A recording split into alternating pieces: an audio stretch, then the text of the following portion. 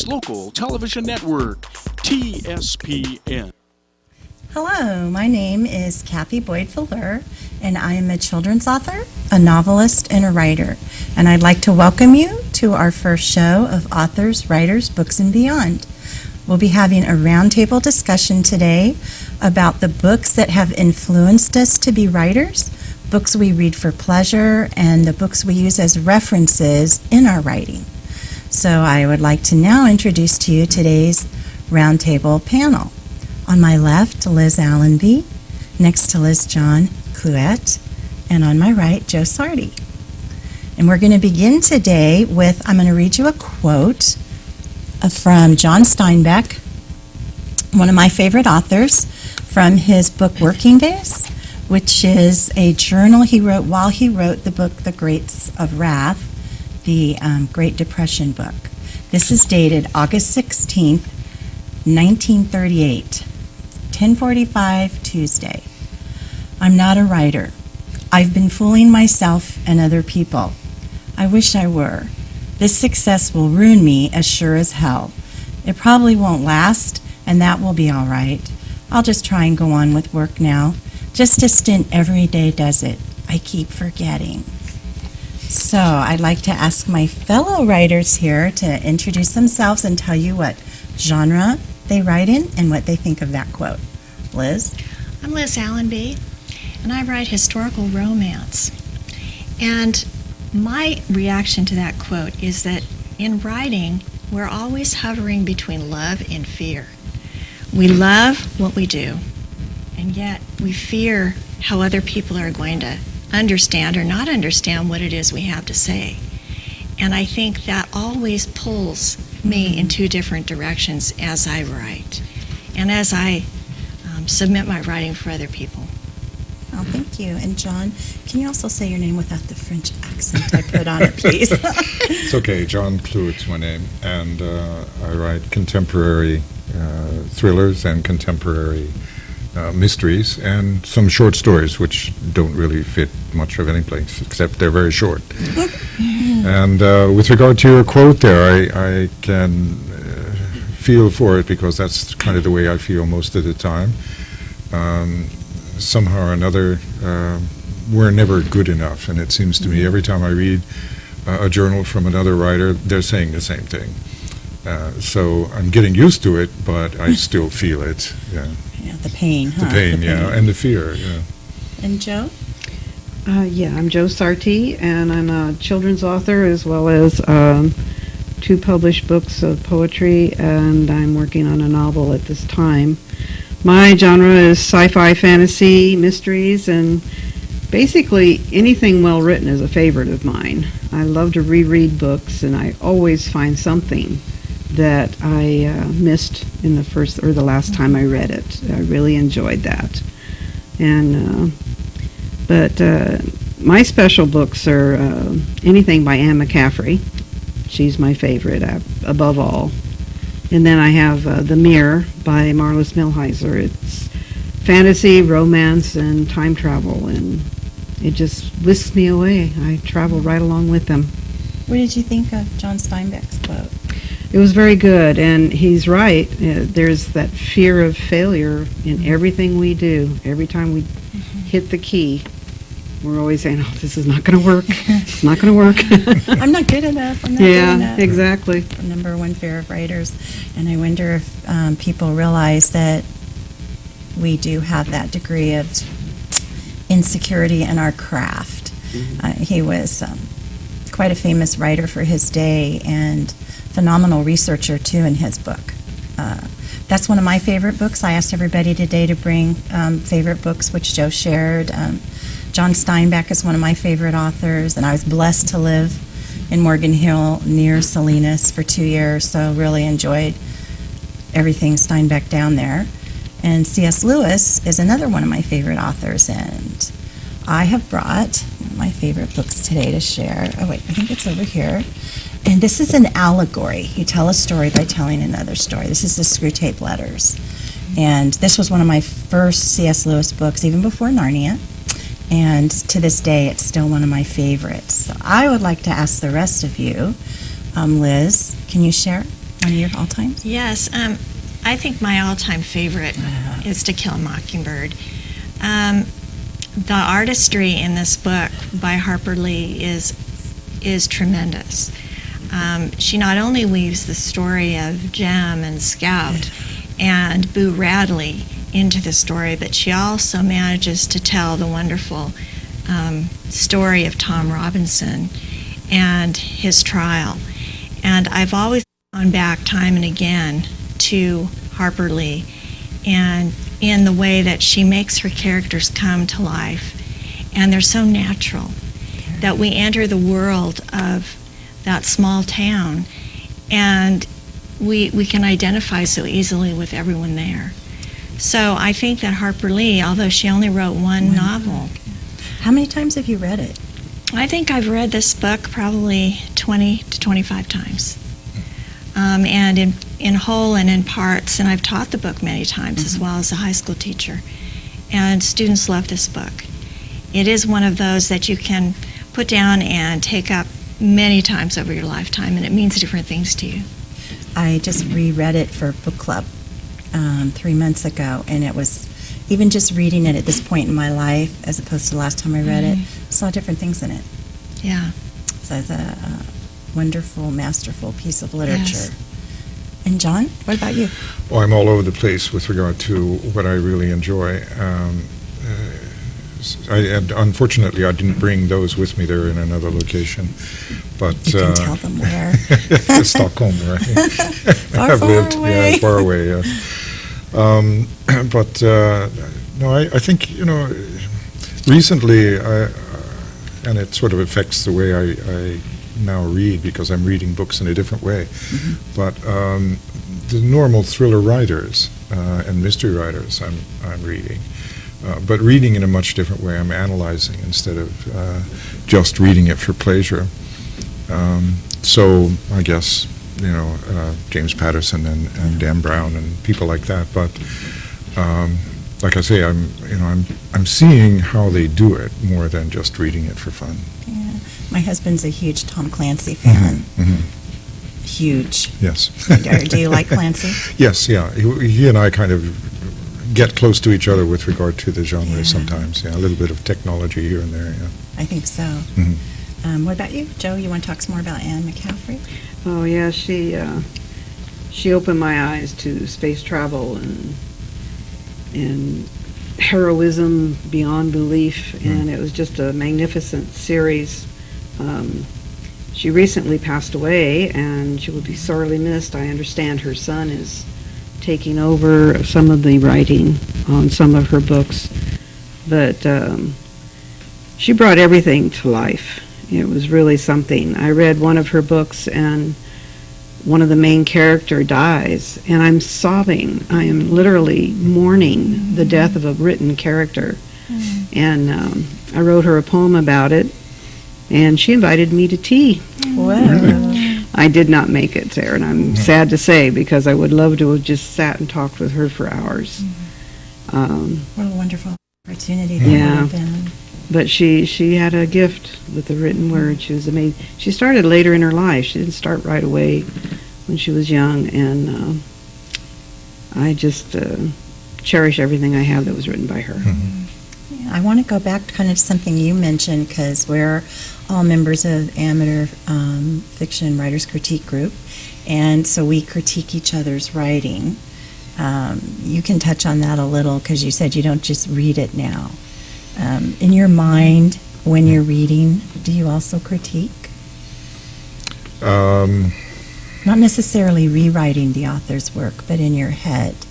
Because I know we're always critiquing our own work over and over and over again. Yeah, and what happens is when I read, like Dan Brown, going back to look at some of the early things that he did, which I think are much better than this thing that he got very famous for.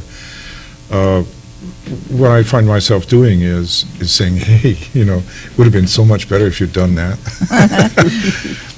Kind of that, yeah. So that's kind of like a critique in a constructive way. Yeah, in a constructive way. I don't think he's listening to what I'm going to say. But, Yeah, actually, good critiquing is constructive, not destructive. Yeah. What about you, Liz? I really find that critique process to be so helpful personally. And also, when I do read a piece of literature now, I am looking at it more sympathetically than I used to, because I remember the positive comments that we always use along with the helpful suggestions that we give each other as writers when we're in our group. And I also value the effort that it took for a writer to get to that published work, which for many published authors has been years of anguish. Of going through agents and editors and publishers. So I think I value what I look at a lot more now. I do too. You too, Joe? We're going to wind down, but... Oh, yeah. Well, everyone critiques differently. And when I am critiquing a story, I look to see if I can see what the author is writing. If I can see the story unfold, see the characters, see what's happening. I travel with them, and it's just wonderful. And if I have trouble or I slip up along the way on the story, then I let them know that there's something they need to work on in that area. It's a lot of fun. Yeah, I think before we wind down and go to our sponsors, and when we come back, we'll be talking about writing books that we reference that help us hone our craft, because it doesn't just pop into our heads and magically appear on the page. Wish it did. But ask you all to come back and join us, and we'll continue giving you a little look into our writer's world. Thank you for being here for the beginning of our journey. You're watching Amador County's local television network, TSPN. And welcome back. My name is Kathy, in case you're just joining us. And this is the Author, Writers, Books, and Beyond roundtable discussion. And we're going to get into this next part talking about books that we reference for our writing, and we all have different favorites. I'm going to give you a glimpse into the first one, Bird by Bird, by Anne Lamott, that a lot of writers refer to as the reference Bible. And I love this little quote towards the very end of her book. I see Anne Lamott a lot up at the Squaw Valley Writers Conference, a conference I highly recommend. And this is a real interesting clip into our lives. You can make the work a chore, or you can have a good time. You can do it the way you used to clear the dinner dishes when you were 13, or you can do it as a Japanese person who would perform a tea ceremony with a level of concentration and care in which you can lose yourself, and so in which you can find yourself. This is just, Annie Lamott brings this down to you at a level that almost anyone can relate, I think. I think we've probably all read it too. It's the first one I recommend to new writers, and if you ever get a chance to hear her speak, she's from Marin County, go. She's a hoot. She's one of the funniest women I've ever met. And get her Operating Instructions nonfiction book about her first child too. You will laugh your head off. So I'm going to ask the others. I'm going to start with Liz again and see what references you have used and maybe continue to or have moved on. Well, right now I am really raving to myself about The Plot Whisperer, which was written by Martha Alderson, and she has written several plotting books. And the reason I came to Martha Alderson's workshop in Sacramento last spring was because I felt that I loved to write and write and write, but my plots wouldn't hang together very well. And my husband would read them and he'd say, you're just not making sense. So I found out that just by going back to the basics, to the story arc, and learning how to mesh the characters and the backstory, and really find the universal themes in my work that I could organize in a way that would make sense to other people. Yeah. And I also love, she has a quote in here that also addresses my fears as a writer. Martha Alderson says, "What are you afraid of? That someone will stumble across a rough draft and label you an idiot for the mess? This is not the time to give power to your ego. Writing is a sacred ritual. You act as the messenger for the muse. Let the words flow. accept imperfection in yourself, and you learn to allow for it in others. So along the way, she gives us those little hints and tips that let us kind of relax into the process. So it's my favorite right now. That's a great book. John, what have you brought to share? Well, several, but I'm also interested in plot and structure, and this is a book written by James Scott Bell, who takes up the same problem, more or less, and that's, how do you actually build a story? He gives it a little bit different spin, but comes to the same idea. And I've written, after reading this, I've written better. And I think that's kind of one of the tools that I use. I have several others. Here's one written by Donald Moss, who is a literary agent, but also I think he's written 14 thrillers of his own, and it's called The Fire in Fiction, which is a book to authors, to people and writers who want to improve their work, and gives you a lot of tips right from the beginning about things that you could be doing wrong, and has a lot of little worksheets so that you can actually take your work and improve it. And I think Martha Alderson does the same. She's got a worksheet to follow with it. Then, I don't know, maybe later on this has to do, but ideas have to come from somewhere. And we're not really sure where they come from. We usually talk about the muse, but for me, very early on, I discovered Anton Chekhov, who writes short stories, or wrote short stories. And he had a notebook that he used to keep material, which he would then build into short stories, plays, or novels. And when he used them, he'd strike them off. But, of course, he died before he used everything up. And what they've done is they've taken his notebook. It's called Notebook of Anton Chekhov. It's available on Kindle for $0. Good price. Yeah. Perfect. And I'll just give you an example, because I use it to analyze his way of thinking so that I can get my head thinking in the same way. Not that I actually copy what he's writing. It's a guide. Yeah, it's a guide to his way of thinking, and I try to get into the same way. So, for example, he writes, "The birds sing, and already it seems to him that they do not sing, but whine." Wow. Well, yeah, birds don't whine, but he makes it possible for them to do that because this particular character is thinking in that way. And it's a very, very short sentence, but it really allows an awful lot of character description. And so what I tried to do several times since then is get myself into the same way of thinking where you have a character who is looking around the world. Maybe it's not birds, it could be something else, where you contrast it and you make them, or your character thinks that whatever he's observing does it in a different way. I like that. I was really blessed to take a mentoring class from Jim Bell this April at Mount Hermon in Santa Cruz. Oh, just an amazing writer. To be under his mentoring was a gift for 5 days. Left writing differently than when I went. And we'll be asking him for an endorsement. I know. And Jo, what about you?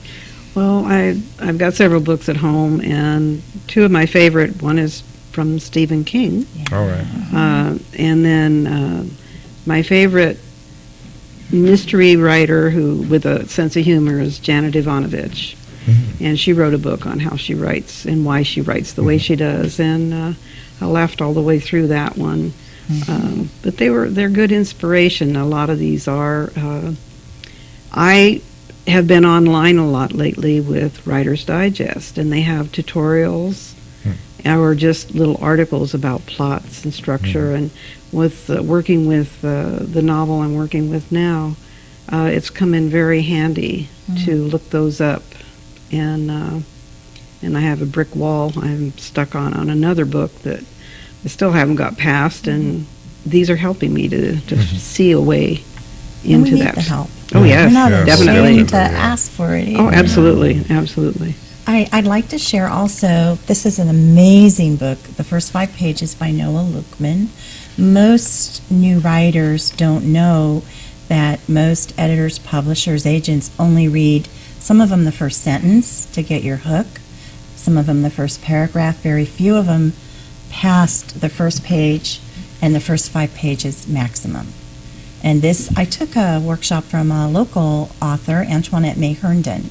She runs the Gold Rush Writers Retreat the first weekend of every May. And she offered this little workshop for just $35 one afternoon. I think it was in San Andreas. What a gold mine it was. I had never looked at it this way. He has a different approach. And I want to read you a little excerpt from here. Start by learning 3 or 5 words a day, as if we don't know enough already. How many can our heads hold? Don't try to learn more than 5 a day. You will end up not remembering any.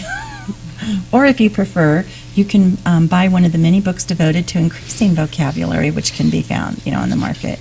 When you come across a word you don't know when you're reading, mark it, come back to it, make an index card. Some of us use those like Joe, and add it to your box. So from now on, when you come across a word and you don't know it in conversation, and a lot of us, I love words, we're word lovers. Let's be honest. How many times do you go back for just that one word? Right. Or we have a thing we do in our critique group where we'll put brackets around a word and put WC under it for word change, offering you, hopefully offering you a word to consider maybe if it tends to make our manuscript out of tone. Oh, yeah. And I will go to bed at night trying to come up with that one word. How about you, Joe? Oh, yeah. When I wake up at midnight, I remember now. That's right. Write it down quick. That's right. Gotta write it down. Yeah. What about you, Liz? Yes, I struggle over the words, Yeah. especially verbs, because those action words Yeah. are the words that make or break a sentence, make or break the movement. And sometimes you just struggle to find the right word to say what that person did. Yeah. Even though you have it in your head and you can run the movie, but you just can't express it. Yeah. While we're critiquing, we'll read something that somebody has, and then we want to say, this doesn't sound right, find another word, and then they have to go back and find that word. That's right. You marked warbling, my last manuscript, warbling through the walls. And John, we have to wind down, but I'm dying to know what words do to you. Well, maybe we can come back on that, but yeah, they do the same to me. I just sit and I remember spending at least 2 weeks trying to find the first sentence of a book. 2 weeks. And that's short, isn't it? Yeah, that's a short time, That's a short actually. time I mean, period. the book was done, but I was out after that first sentence. Okay, well, we are going to come back in a little bit after our break for our sponsors and share other books we've read. I'm going to be talking about 2 books from book club. If any of you guys belong to a book club, I know Joe has. I also know Joe's worked in a bookstore. And so, Hotel on the Corner of Bitter and Sweet and Major Pettigrew's Last Stand. Amazing books I like to share with you upon our return. So come back again. Join us. You're watching Amador County's local television network, TSPN. Hey, welcome back, and my name is Kathy again, and we're going to be talking about books that we love to read. And writers are also readers. We're usually readers first from our youth, with that little flashlight under the blankets. I was reading Nancy Drew, Trixie Belden, the Hardy Boys. I didn't have brothers, so that's how I got to know boys. And now, most of us belong to a book club, not just a writers group. And these are 2 of my absolute favorites. Just from the last few months, Major Pettigrew's Last Stand, which takes place in England. These are both, I believe, debut novelists. And this one here, The Hotel on the Corner of Bitter and Sweet, Jamie Ford, the author, is Squaw Valley Community of Writers alumni. So, he went there to take classes and hone his skills and learn how to write. And I love to see when an author I've been around comes out. This is a lovely World War II story about we called them the concentration camps, the camps here for the Japanese. Just a lovely, lovely story, very beautifully written. And this one, my husband was stationed in England early in his military career, and we lived there 3 years. And so anything that has to do with England, I'm just entranced with. And this is also Helen Simonson, another debut author. A lovely, enchanting book. I have to read this one little beginning in chapter 4, where I wrote lovely. And I don't know about you guys, but I really mark up my books. Thursday morning, the Major surfaced from sleep to the sound of rain hammering at the eaves like fists. It was also dripping in an infuriatingly random and unmusical pattern onto the weak spot of the windowsill where the wood was beginning to soften. The bedroom swam in blue darkness, and from the stuffy cocoon of his blankets, he could picture the clouds dropping their heavy loads of water as they bumped against the flank of the downs. I'm telling you, the whole book just invited me, and I was there in the scene, which is something hard for us, to get right our sense of place and scene, so the reader is right there. And I moved in and was back in England, and by the time I finished the book, I told my husband we needed to fly back for a visit. A little cheap adventure as a result of a $15 book. So would you guys like to share? Well, one of my other all-time favorites is The Crucible. Not only for the plot structure, which I'm trying to hone my skills in the arc of the story, but also in the character of John Proctor and his strength. And the very end of the film and the very end of the play are so moving when he talks about he will not give up his name, his good name, for the sake of all of the people that they had hanged. And if you haven't picked up The Crucible, it's really a wonderful, wonderful play, not only because it was written during the McCarthy era, but also because it's historically set during the time of the Puritan witchcraft trials. And I am inspired by Arthur Miller because he has written extensively about his writing of The Crucible, and he did go back to Salem, and he did original research. And there are some variations in the plot from the historical fact to the writing of the play, but not enough to take away from the importance of it. And so, once again, I go back to a classic, looking for all of those little pieces that I can put into my own work. Great book. Yeah. What about you, John? Well, I didn't bring it with me, like I said, but one that comes to mind is by Ernest Hemingway. And I got to read that book in Spain, where I was living at the time. And it's it's about the bullfighter. I think it's The Sun Also Rises, right? Yeah. Yeah, and I was living there and taking part in, well, not taking part as more than a spectator, but was going to bullfights. So it was interesting to read and get into that. And if I were to read anything of Hemingway, I'd share with you his short story, which is 6 words long. It's an amazing thing that you can actually tell a short story with 6 words that has a beginning, a middle, and an end. And it does. And it sounds like this. For sale. Baby shoes. Never used.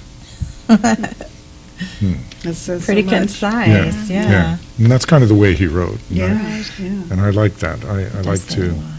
Yeah. choose the words, that you're dealing with. And Joe, what about you? Oh, This is dangerous territory for her. I love everything I read. I really haven't found too many books that I don't care for. I had an opportunity to read a book by an author that I've read many of her series. And as I was reading it, because I've been involved with the critiquing and everything, I found so many errors in that book that I couldn't enjoy it. and it was a good story, but there were so many errors that they did not catch. And I wrote her a letter because I told her, I says, it really ruined the impact that story had. Experience. And that's what I look for, is I look for that impact. I look for the doorways that it opens for me to take me on the trip with them and everything. And I've been doing this since grade school. I remember the bookmobiles, and I'd be waiting in line. I'd probably be the first one in line to get the books. And there was a series of book. It wasn't Nancy Drew. It was about a nurse. Cherry Ames. That's the Oh, one. yeah. And I read every one of those, and they came off that Yeah, I remember bookmobile. And that. it was just, and that's, it's all of those infected me with the desire to read more, and now I want to share that what comes out from me. How did you ever work in a bookstore like Barnes & Noble and survive? Oh, I got in trouble on one of the midnight sales they had for Harry Potter, and everybody's in there buying their books, and it's like 12:30 or something like that, and I got my book, so I opened a couple pages, and I got in trouble for opening the page and said, "Get back to work."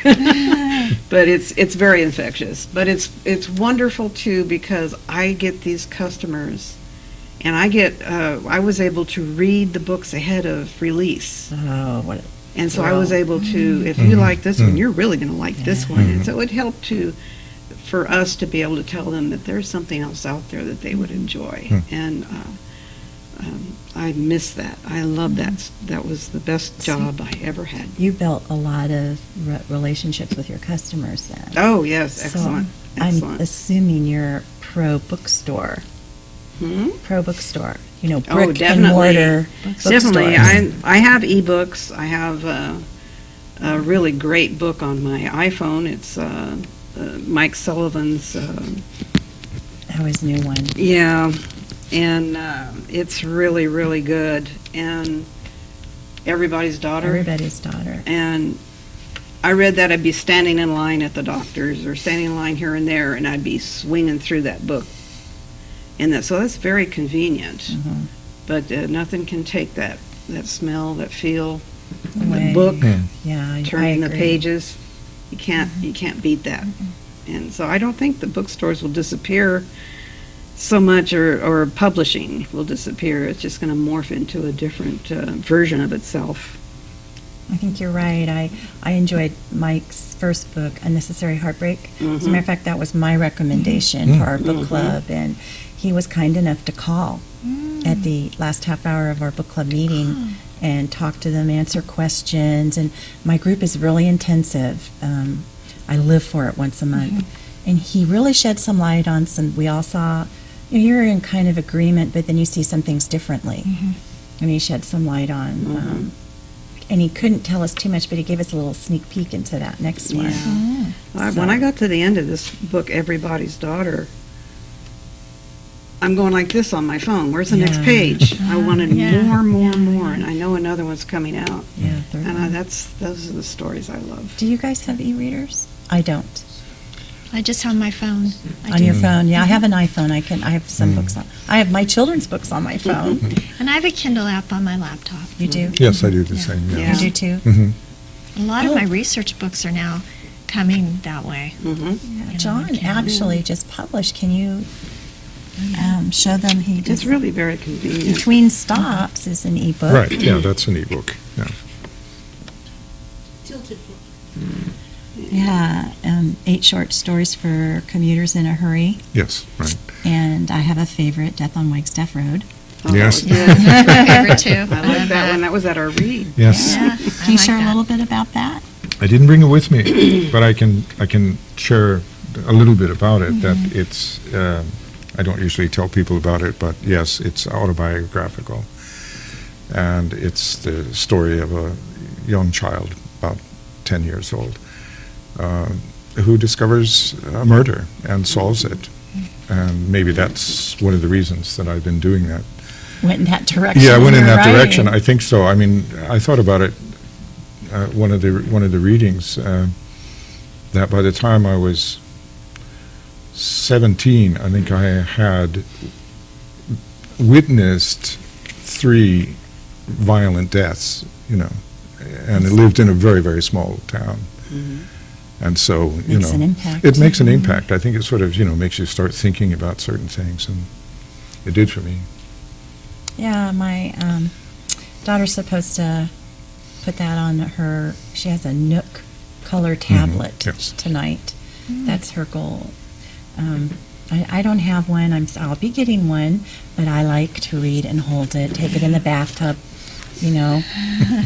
I like the feel of a book in my hands and the smell of it. So we'll be talking more about ourselves and what we write when we come back, and enjoy our sponsors in between. Thank you for joining us so far, and I hope you're enjoying it as much as we are. You're watching Amador County's local television network, TSPN. Hi, welcome back for the final segment of Authors, Writers, Books, and Beyond. And we're going to close with sharing our personal stories, tell you what genre we write in, and a little bit about our stories. I'm currently under contract with Books and Such Literary Agency.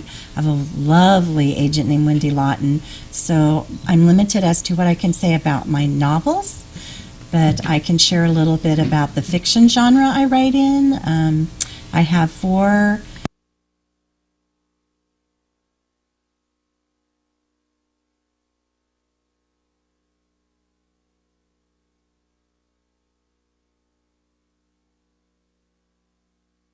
and 1969 on the North Shore of Lake Tahoe.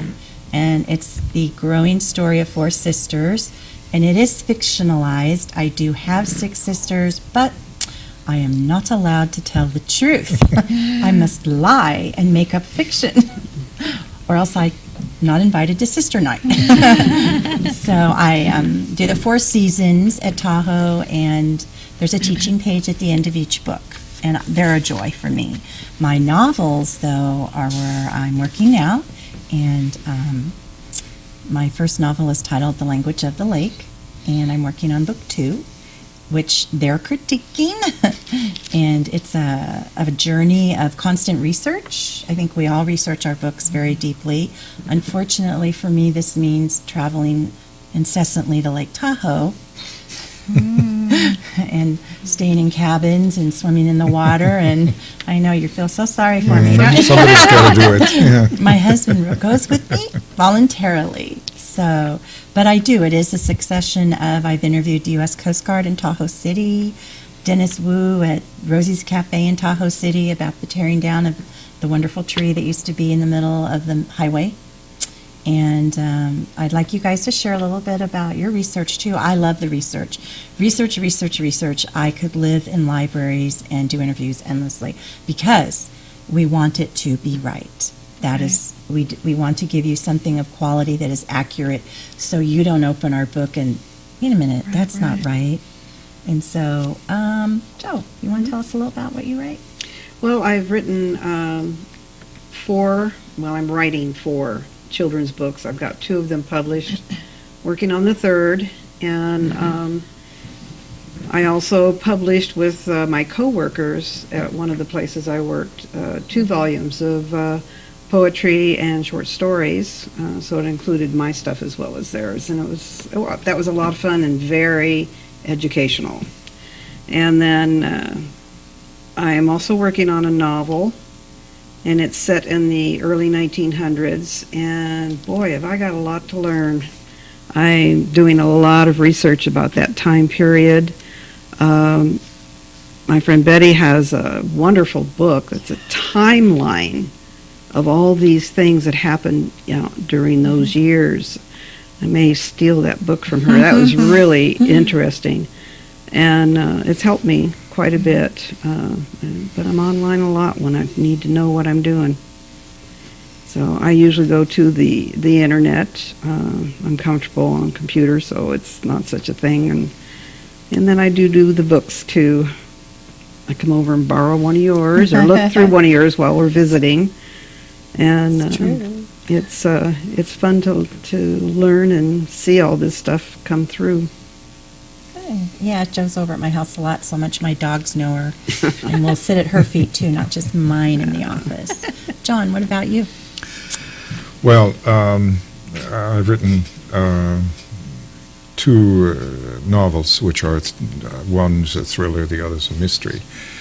But they're also heavily researched. They're not historical in that way that they're old, but they're historical in that I've taken a historical event in both books. And in that particular event, everyone's in agreement that it happened, but there is always a gray area. And where everyone, well, sometimes there's a lot of argument about what happened. Actually, everyone knows that there was a ferry accident in the Baltic Sea, for example, and 800 people died, but why it happened and so on, there's been a lot of conjecture about that. So what I do is I make a decision. This is exactly what happened. And then I write a book about it. And I go backwards in time and then forwards in time. And I did the same thing with in the first book,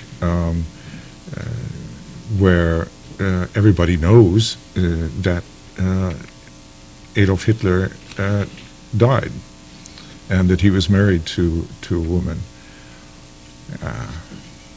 And so after that, there are little gray areas. For example, did they have children? Everybody thinks they know. And so I've written a book about that. I made a decision, actually, that, yes, they did. And then I went back and created the way to do that and the way to make it found, and then wrote a book about it and made it into a mystery. Interesting, very interesting. And Liz? Well, at the Historical Novel Society conference that I attended last year in San Diego, I went to a workshop talking about how to find the right historical characters that will draw people in. And one of the recommendations was find a woman who's scandalous. And so I decided to do that. So my new series is called Of Sin and Substance, and it's about the madams of the Barbary Coast in San Francisco from the 1850s all the way through to 1910. And I found the scandalous, but I also found that there's a lot of substance there, that these women went against the grain during that time period when they had no voting rights, they couldn't own property to a certain extent, and they really were sort of outside the fringes of the law. And I'm just enjoying writing about them. I'm enjoying researching the time period. I've made a lot of friends at the California State Library, at the archives in Sacramento, and also I've walked the streets of San Francisco a great deal.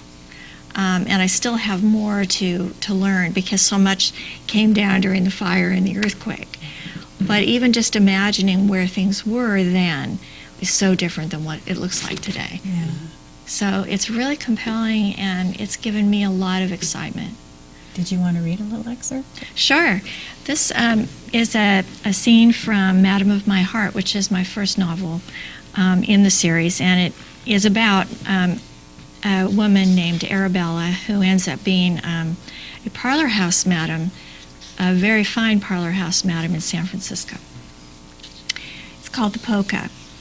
One June afternoon, as cook shut the kitchen door with a gruff thank you, Arabella felt relieved to be shed of another heavy satin gown she had carried across her arms from the dress shop to the Lutz.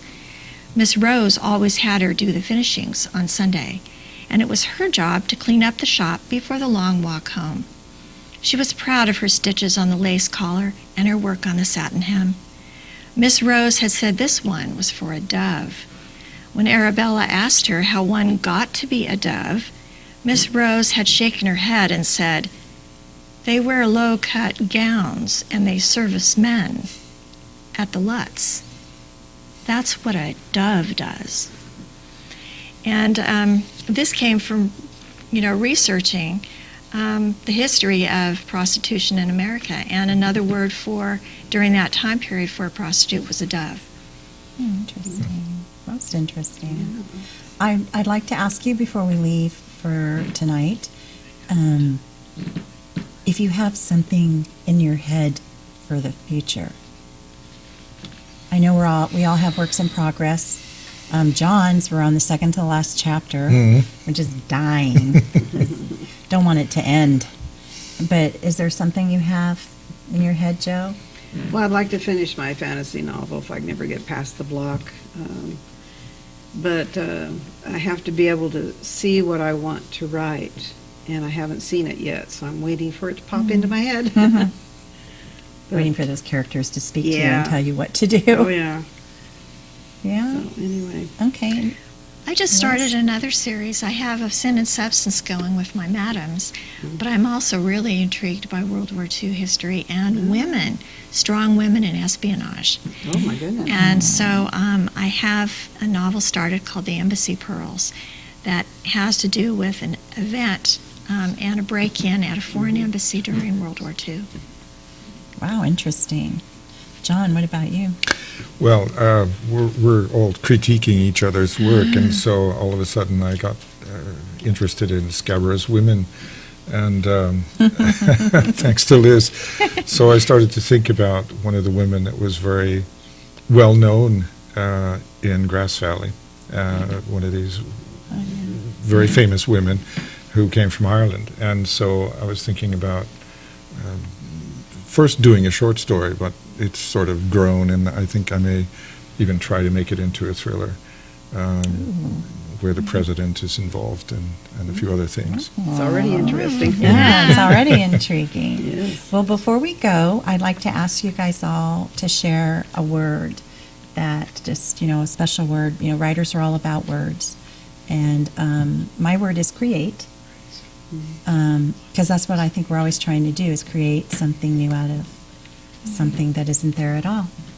And Liz, what's your word? My word is brilliant, because I'm always searching for the brilliance, that perfect word. Thank you. And John? Muse, which I think that's where it all comes from. It's kind of your trademark word. Yeah. And Jo? Mine is imagination. I had a logo on my website. It was let your imagination come to life. And that's what every writer does. That's so true. Well, I can't thank you all enough for coming tonight and making it special and sharing.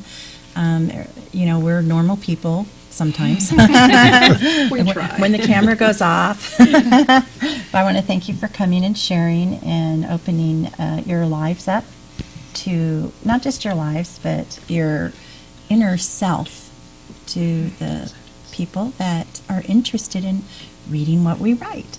And thank you for Thank you. joining us.